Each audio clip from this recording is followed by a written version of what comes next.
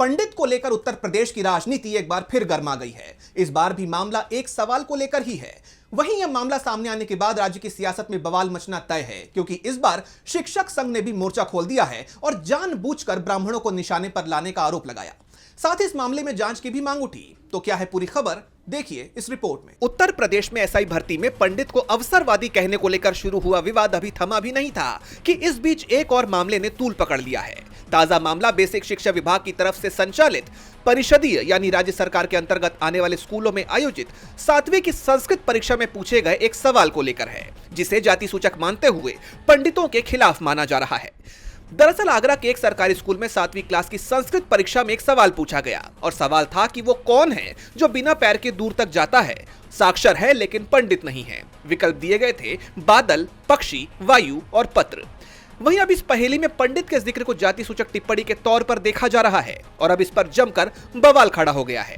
इस मामले में आगरा के प्राथमिक शिक्षक संघ का बयान भी सामने आया। संघ के प्रदेश संगठन मंत्री ब्रजेश दीक्षित ने साफ कहा, कक्षा 7 की संस्कृत पाठ्यपुस्तक से सप्तम पाठ प्रश्न से लिया गया है। इस पाठ में सभी पहेलियां हैं।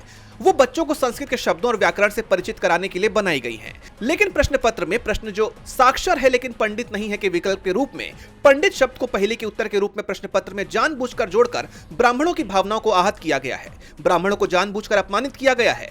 ऐसा कार्य करने वाले पेपर सेटर के विरुद्ध कार्रवाई होनी चाहिए। यही नहीं, इस मामले पर संघ के जिलाध्यक्ष धर्मेंद्र कसाना ने यही आरोप लगाए हैं। उन्होंने इस मामले में जांच और कार्रवाई की मांग उठाते हुए कहा, पहेली जो पूछी गई वो पाठ का हिस्सा नहीं है, जिससे ये साफ है कि ये जानबूझकर किया गया। इस प्रश्न की तरफ ध्यान ना देकर ब्राह्मण समाज के विरुद्ध कार्य किया है। इस मामले की गहनता से जांच होना अनिवार्य है। जो भी दोषी है उनके खिलाफ कार्रवाई जरूर हो। वहीं इन दोनों बयानों से ये साफ हो गया है कि ये लापरवाही नहीं बल्कि जानबूझकर किया गया है और अब इस मामले में योगी सरकार का घिरना तय माना जा रहा है।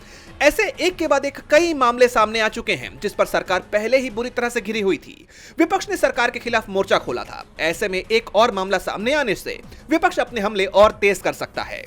ऐसे में यह देखना होगा कि यह मामला कहां जाकर थमता है। डीबी लाइव उत्तर प्रदेश की रिपोर्ट।